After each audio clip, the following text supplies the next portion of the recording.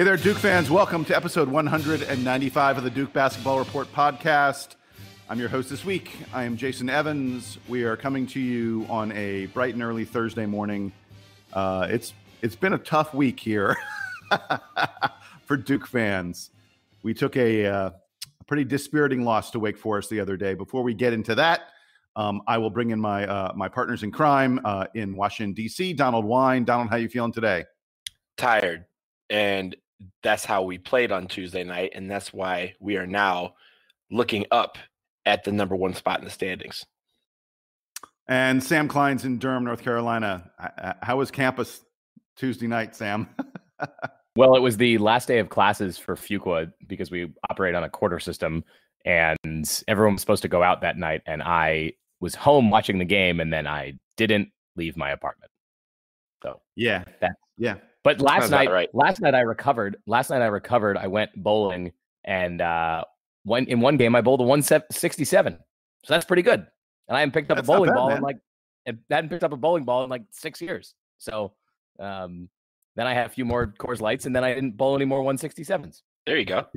Well, that's that. That's what I have to say about that. Yeah. 167, I think that's about how many points Wake Forest scored against Duke in overtime. I may be a little bit off about that. Hey, folks, look at this guy making transitions. That was easy. I'm glad we're having a good time. The Blue Devils did not have a good time on Tuesday night. They lost to the Wake Forest Demon Deacons. The final score was 113 to 101.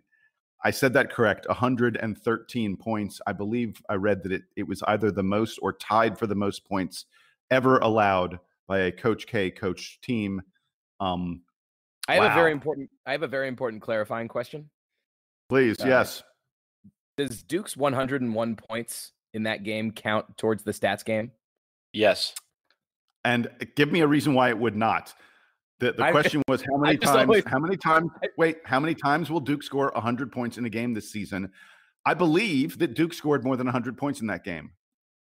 Right. I always figured that the spirit you lose. I always figured it's in violation of the spirit of the question, because we really just assume that Duke is going to score 100 points and wins. But I suppose that didn't happen on Tuesday. No, it did not. Right. So like I said, Wake Forest beat Duke 113 to 101. It was a game where even though Duke had a lead late, we gave up a double-digit lead with a minute and a half to go. But even at that point, it wasn't like you felt like Duke was playing really well. Donald, I'll go to you first. What the hell happened, man? Well, like I said, we played tired. We played like a team that had played the day before. When we're on the road, it seems like we don't get that extra boost that we get when we're home in Cameron. Obviously, the Cameron Crazies, some people say they add, 3 to 4 points to a game on the score line. And that seemed to be true, especially the first 15 minutes of the first half. We looked out of it. And against Wake, a team who had come in only winning 4 games in the ACC, they looked like the better team. It wasn't until Coach K went to his depth and brought in Justin Robinson. Yes, Justin Robinson was the hero of the first half and even the second half of this game.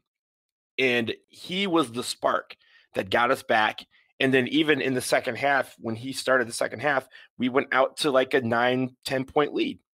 Really quick on J-Rob, I got to ask both of you guys, how sure were you? He takes that three-pointer in the I think it was in the first overtime. It would have been a game-winning shot.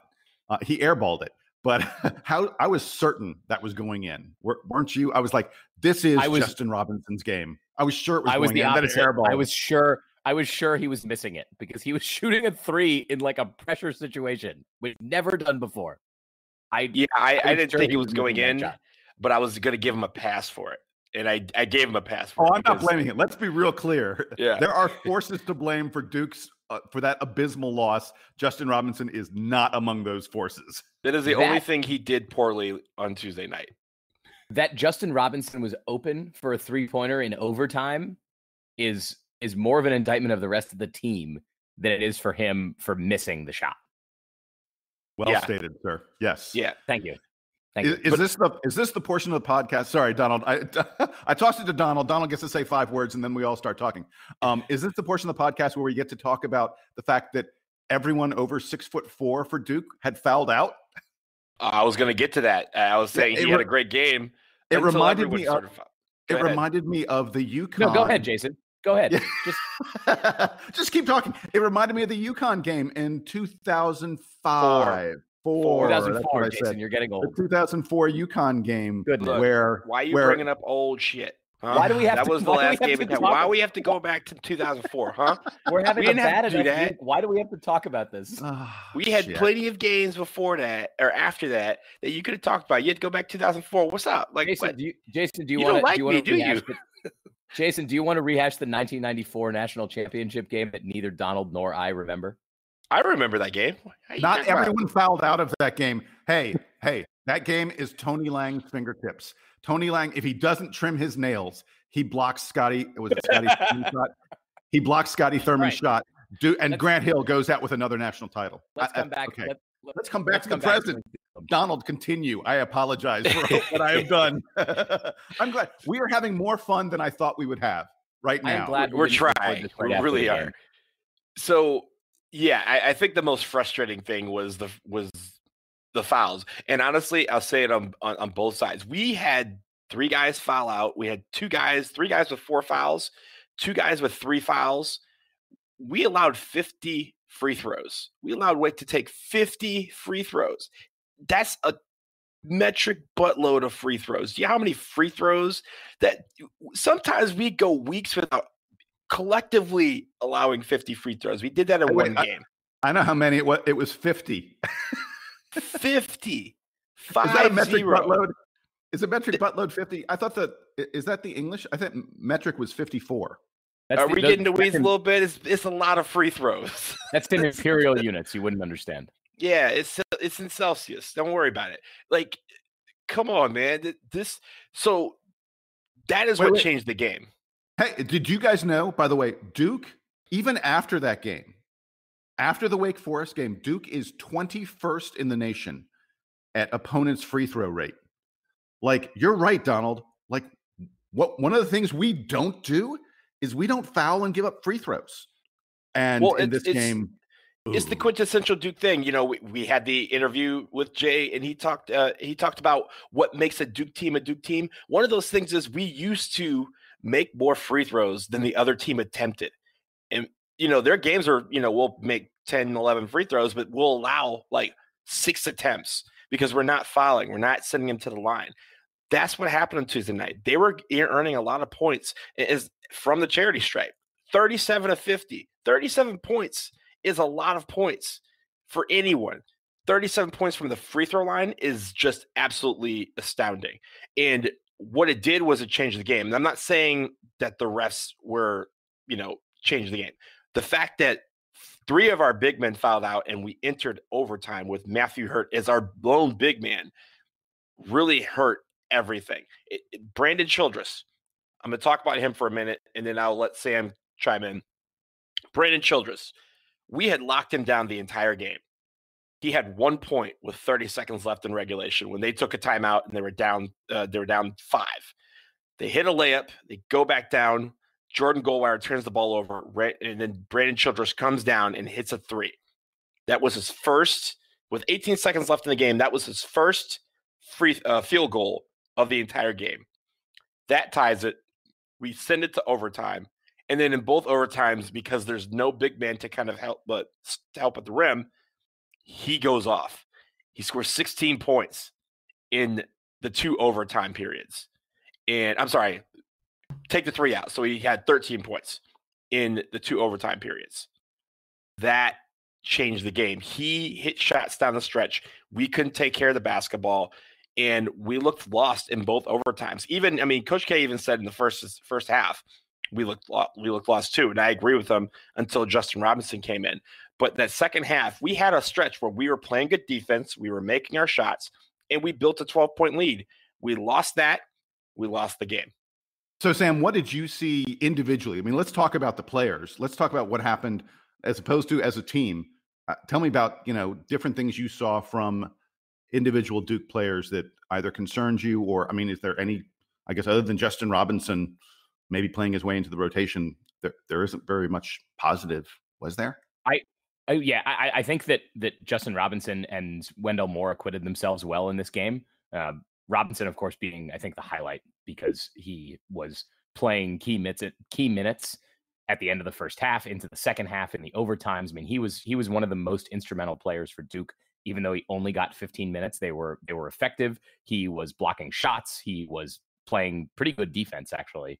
What's concerning to me is the rest of the big men, and the reason that Robinson was out there is that Javin DeLaurier and Jack White brought almost nothing to this game. White only played 1 minute. He basically just subbed in, and that was it. DeLaurier was ineffective in the couple of minutes that he got, and Matthew Hurt took a bunch of bad shots that would necessitate there being more big men on the floor. And by the way, even though we're talking about the big men who are less influential for Duke, Vernon Carey, I know it was partially about foul trouble, but Vernon Carey was really limited in this game. Wake Forest was able to kind of go after him and prevent him from some sort of playing his game, something that better defensive teams, better big men teams than Wake Forest have not been able to do this year. So I think the most concerning thing about this is Vernon Carey being bottled up for a game and other teams sort of getting the tape on that. He doesn't even play 20 minutes in this game. I think it's his lowest minutes output in a long time. Obviously, fouls out, and the fouls are part of it. And then looking towards the end of the game, Donald's brought up Brandon Childress's really exemplary performance in the overtime. I think it's unfortunately in stark contrast to the way Trey Jones was playing down the stretch. He made a lot of mental mistakes. He took some poor shots. He made poor decisions with the ball that I don't think we've seen this year. And I'm not sure if that's attributable to it's late. He's already played 45 minutes. It's been a grueling game. Is he upset with the rest of his team? I don't want to speculate on what was happening in Trey Jones's head. The output on the floor in the second overtime was really ugly for Duke, and they're going to have a hard time, I think, recovering from this. I know we're going to get to Virginia in a few minutes here, but looking ahead to a Virginia team that looked as stout as ever on defense last night against Virginia Tech, it's got to be a scary prospect for a Duke team who, we scored a lot of points on Tuesday night, but down the stretch, the offense was totally disjointed. And a lot of those points are, on Monday night were coming from the free throws. They weren't coming from well-manufactured offense. That's what is most troubling to me from this game. So what's most troubling to me is the defense. We can talk about the offense, and Duke only hit 23% of our threes. But to me, it's the defense that is really concerning right now. In the pregame, when we were previewing this game, I said that Wake didn't have the inside presence to stay with us, and they would have to bomb away from three to have a chance. And they did hit more than 50% of their three-pointers, but they only took 11 of them. That's because Olivier Sarr, who is not good, and the rest of their team were able to continually get inside and get fouled or get good shots.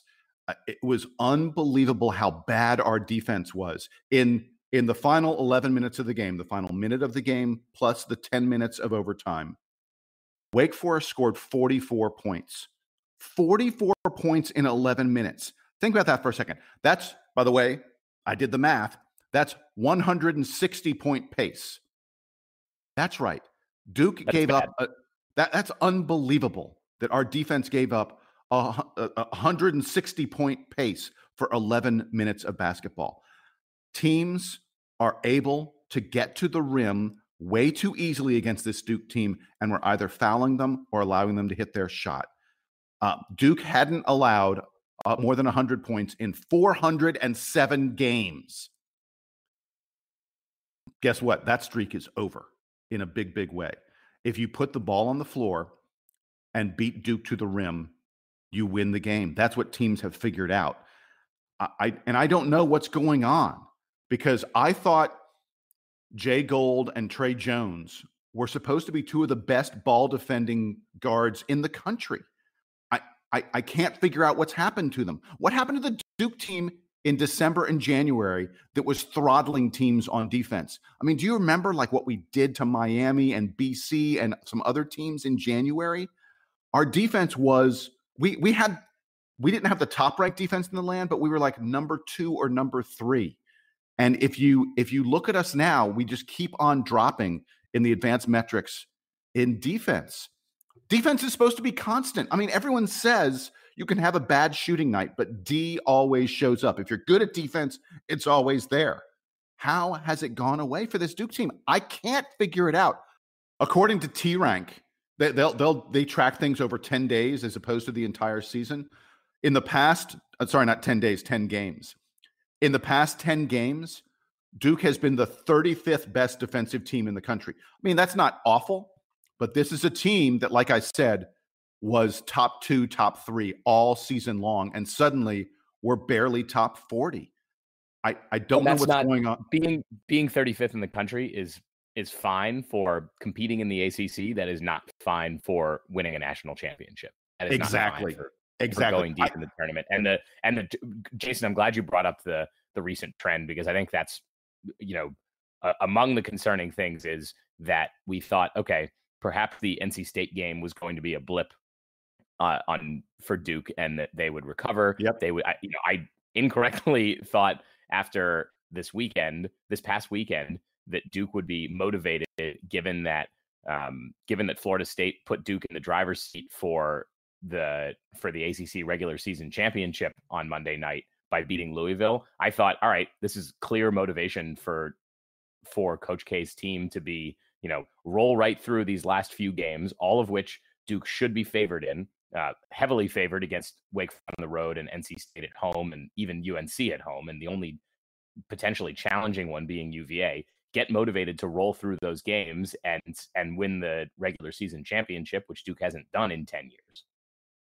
And I was totally wrong about that motivational tactic. Duke wasn't prepared for this game and thought, I guess, on Tuesday that they were going to waltz into Winston-Salem and have it easy, and that they could just look ahead to Charlottesville. It's the second time in 2 weeks that we have had an opportunity to either remain in first place by ourselves or take sole possession of first place in the ACC and lost on the road to a bad team. And not even in road environments where Duke has to get on an airplane and fly out and stay in a hotel and everything. Winston-Salem and Raleigh are both trips that these are simple bus drive. Yeah, the guys just on the bus and they're in the bus for like an hour, but to get to these games, these are not. Raleigh's 20 minutes. Yeah. So Sam, you were talking about national championships. I mean, I don't want to be doom and gloom. The Duke team that we've seen over the past few weeks is not winning a national title. Period. End of story. They're not winning a national title. In fact, I'm not sure they're making even the Sweet 16. If we do, that's our ceiling. Neither was Connecticut in 2014. So, anything can happen. But. We have definitely seen the Duke team the Duke team that beat Kansas, the Duke team that won at Michigan State, the Duke team that was playing in late December, early January. That team's winning a national title, or at least, is one of 2 or 3 teams that can win a national title. I'm saying the Duke team right now is not. We got to figure it out. We got to find a way to get better. It's really, God, I don't know. And really quick on the ACC race, we were playing. You're right. We were playing for first. Guys, the most likely seed for Duke right now might be 4th, because we play at UVA. They are really, really good. They are playing way better than they were earlier in the year. If we lose that game, we're in 4th place in the ACC. I mean, we literally, in the span of a couple of days, go from the most likely number 1 to, I think, the most likely number 4. Tell me I'm wrong. Well, I'm not ready to write the obituary on our ACC prospects or our national title prospects yet, because the rest of college basketball has decided to start losing the last couple of weeks too. And I think usually in a year we have 5-6 teams that are really, really good. And then we have another 3 to 4 teams that are really, really hot entering March. Right now, March is in a few days. I don't know who those teams are. Maybe Kansas, and that's about it. Baylor, I mean, yeah, Baylor's been hot, but they just lost to Kansas. And the other teams that we're talking about for 1 seeds and 2 seeds have all faltered in the last week. So I'm not ready to count us out on anything because, like Sam said, once March happens, anything can happen, especially in this year of college basketball where everyone seems to be all over the place and you don't really know who the good teams are. There's going to be it all depends on that draw. What we're trying to do at this point is make ourselves in a position to get as favorable a draw as possible. We're just not doing it. Yeah, and I think any chance of Duke getting a number 1 seed is gone. I think there's no question about that. Yeah. And in fact, Duke can still get advantageous geographic positioning for the first round of the like the first weekend. You know, that yep. Duke can still go to Greensboro. Absolutely. And Duke can still end up in. I think the East is preferable, but even if they end up in Indianapolis, it's not so far for the Sweet 16 weekend. So we're very good in Indianapolis. Huh? We're very good in Indianapolis. We're very good in Indianapolis. I mean, like playing in New York. So there are still plenty of opportunities for Duke to get, take the seed lines away, get the geographic positioning they want. But as you note, that means that you're playing harder opponents, etc. Yeah, and I think this UVA game is really important because while I think a 1 seed is off the table, I mean, barring like Kansas losing 4 in a row and San Diego State dropping 2 more games, stuff that's not going to happen.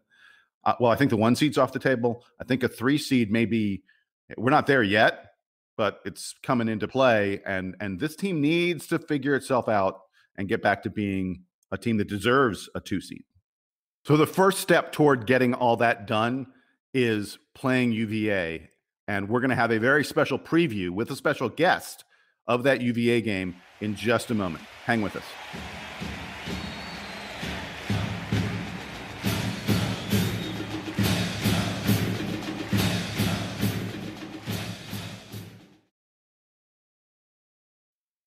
So as we mentioned, the Blue Devils have a very big game at Virginia coming up. The Cavaliers have been one of the elite teams in the ACC for the past several years now. No question about that.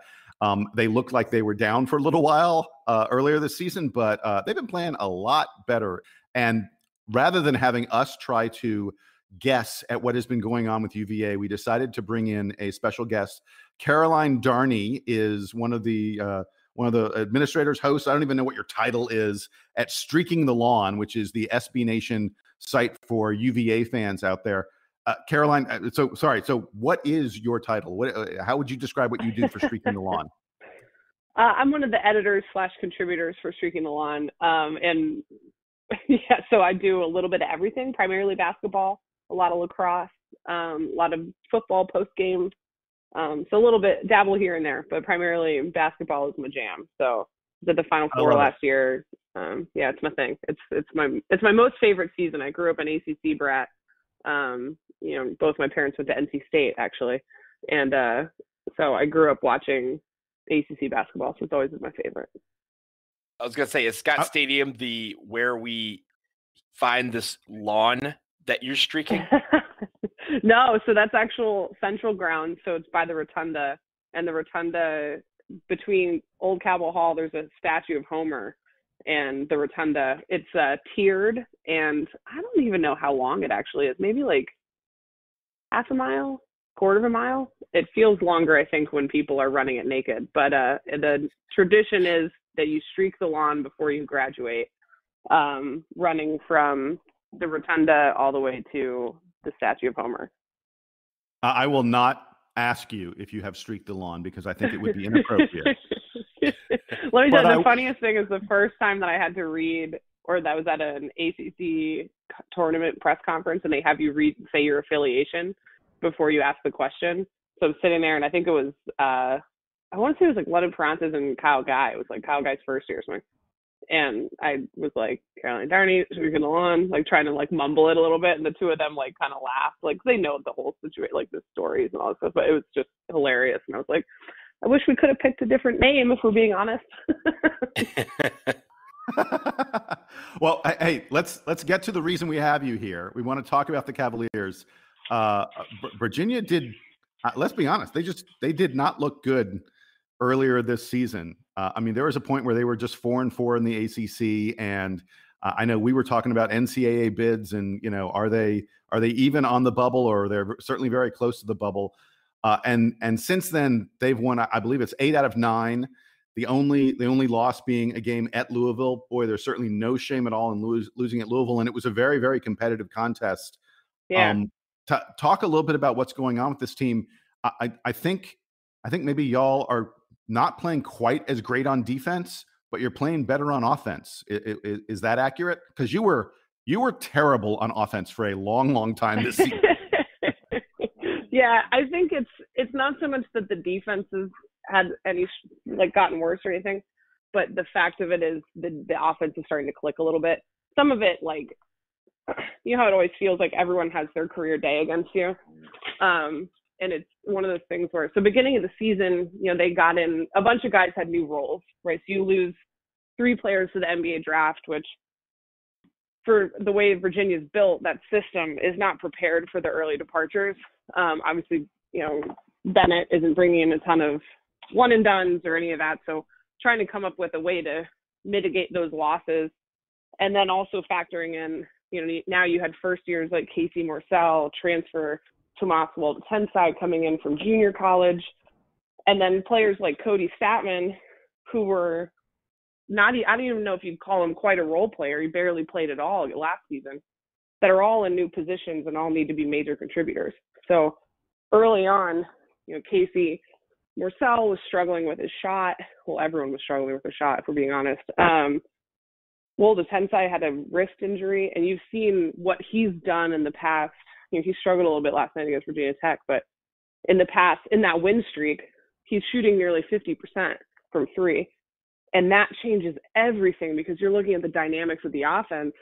Now, defenses have to pay him respect on the outside, and that spreads everything out. You've got more room for Diakite to work. You've got more room for Kihei Clark to drive the lane and either take it himself or dish it out to a guy like Walden-Tensai or Statman. So it's really, that's been the biggest thing. The defense is, it's fallen from number 1 to number 4 in KenPom. So I'm not entirely super worried about that. But I think this weekend will be a good test as to where they've been able to hang with literally every team, every single ACC game, including their 5 losses. Virginia has been, this is kind of bad actually, good or bad, depending on how you look at it. Virginia was leading with under 4 minutes left. Early in the season, they were 0 for 3 in those games. Now they're 7-1. So it's really, or 0 for 4, and now they're 7-1. So being able to close out games has been the biggest thing that this team has learned, and it's just been a huge difference maker. Caroline, this year, on this podcast, we've talked a lot about, for each opponent, we talk about the head of the snake, the guy that the team should be focusing on, that's going to be the center focal point of either the offense or the defense, and just how the team runs. Who is that for Virginia? Who is the guy that Duke fans should go, that's the guy we need to take out of the game, or at least disrupt, so that we have a chance of winning? It's got to be Kihei Clark, and it's going to be a huge test for him. And some people are probably like, what? It's not Diakite, or what?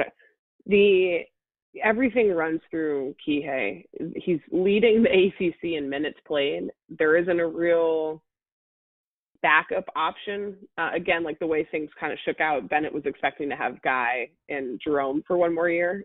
So, Casey Morsell can do it. They've had Braxton Key do it a little bit. They jokingly called him LeBron in the locker room when he was having to bring up the ball a couple games ago as this kind of point forward. But Kihei, if Kihei's on and he's distributing cleanly, he's hitting his shots, he's, kind of just directing traffic and disrupting the other team's point guard, then Virginia's going to have a much better day. He's not always the flashiest or the highest point scoring, but the way that he plays directly, I mean, he is the floor general. He runs, the pulse of the team kind of goes through him. If he struggles, generally the team is going to struggle more. One of the things that's been so completely unsettling, I think, for Virginia fans watching the season. I think a lot of fans are have more patience this year thanks to the national championship. It's amazing what that can do for you. But their turnover percentage is entirely too high. They're turning in over 20% of the possessions. And I don't know if you've heard, but Virginia plays a low possession game. So that number is entirely too high, and letting teams capitalize off of those turnovers has been one of the reasons that Virginia struggled early. They've kind of tuned it down a little bit. There's still mistakes there. But if Kihei Clark plays well and he's distributing well, then things are going to go pretty well for Virginia. Now, when you look at the fact that Trey Jones, arguably one of the best defenders in the ACC, if not the country, when it comes to guarding on ball, it's going to be tough. Like, Trey should absolutely be trying to disrupt things, trying to jump in passing lanes. I think that there could be some opportunities for Duke in that type of situation. Caroline, if you look ahead at this game, what do you think is the story if Virginia manages to beat Duke, other than Kihei Clark having a good game? Because it seems like that's sort of Virginia's bread and butter. What else needs to happen for Virginia to win on Saturday? Virginia has to shoot well. I'd say like 40% from three. And Duke can't shoot that well from three. And I think Vernon Carey has to be limited in some fashion. I don't know what limited means. He's probably my biggest concern when I watch Duke. When I watch Duke throughout the season and I look at it through that Virginia lens, a lot of times I'm kind of like, I don't know what Virginia does with Vernon Carey, because he's just so talented. Like, he's so strong and he's tough and he's talented and he can do a lot of things down low. Offensively, that will make it extremely difficult for the defense. So I will probably see a lot of, big doubles on him. And obviously Tony Bennett's a phenomenal defensive coach, so he'll come up with some sort of situation. But it's one of those, you might have to, if he gets his and he scores 20, like, you better hope that you limited the outside shooting, or that Matthew Hurt didn't go off, or somebody else isn't also adding 15, 16 points, because I think that's where you run into trouble. I think that's when I look at this matchup, I just, Vernon Carey just like screams out at me from the paper. Well, don't worry.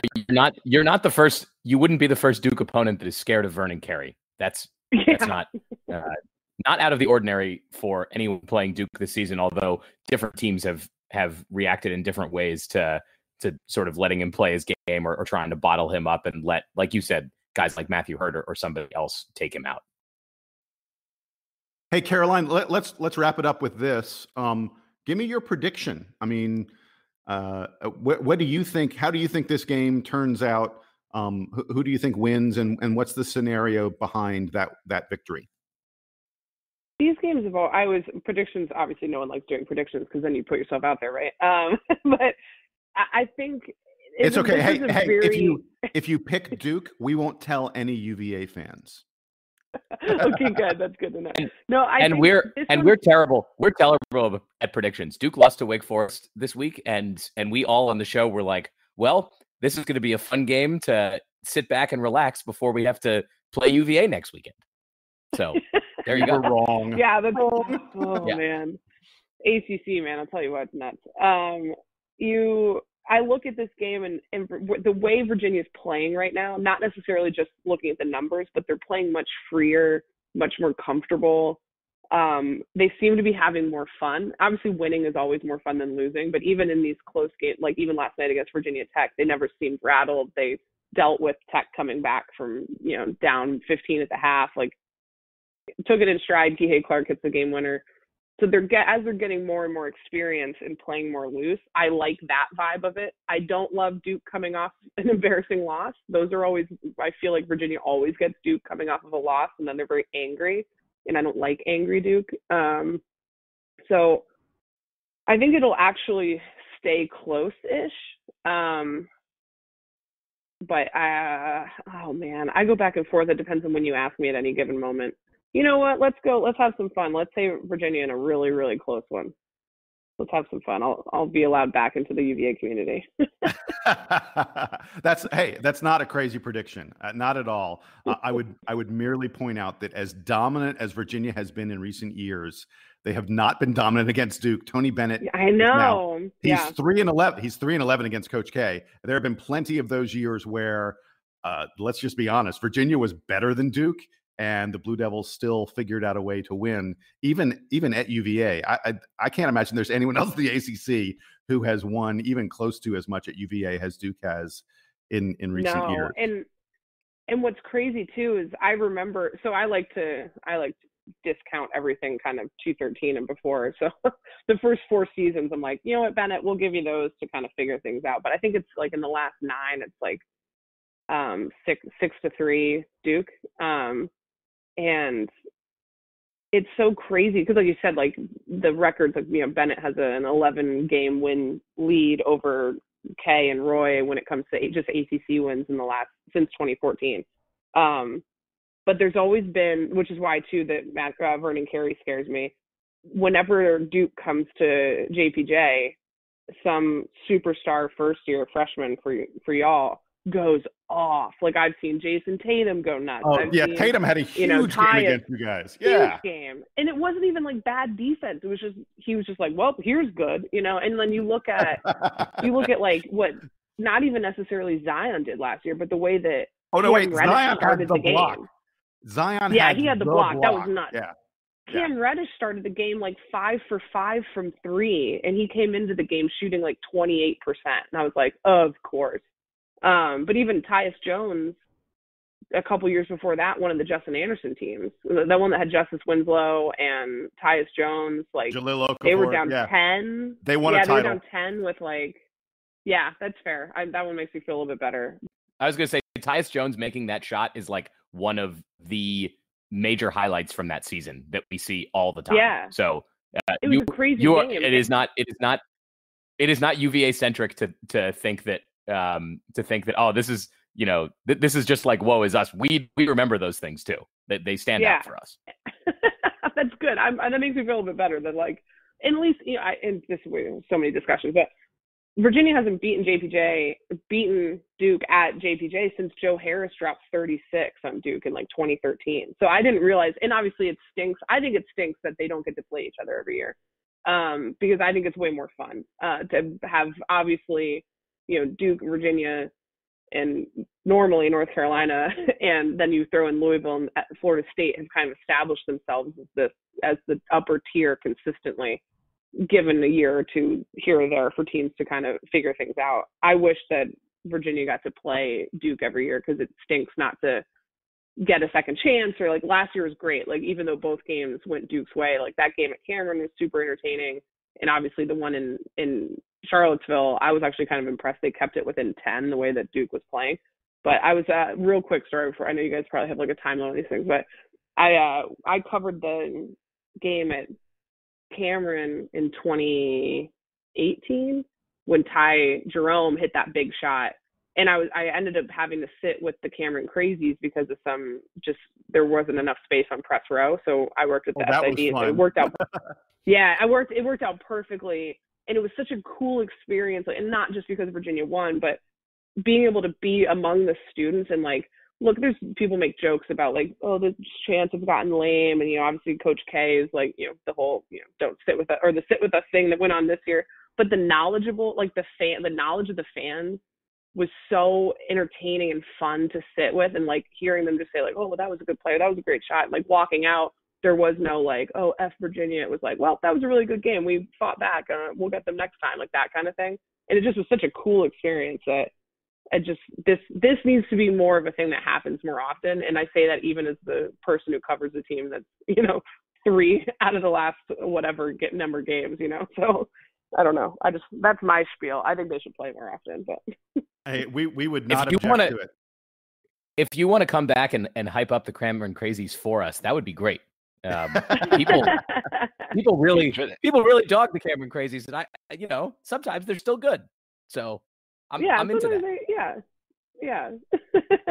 hey, Caroline, this was great. Thank you so much. We really appreciate you giving us the inside scoop on UVA. And congrats on the team, you know, turning around what looked like it was going to be a struggling season. I feel like they're playing the right way. We don't feel like we're playing the right way, but you never know. It's the ACC. Things can change very quickly, especially when Duke comes to JPJ. Yep. Thanks, guys. All right. Good luck, but not too much luck. It's the best way to put it, I think.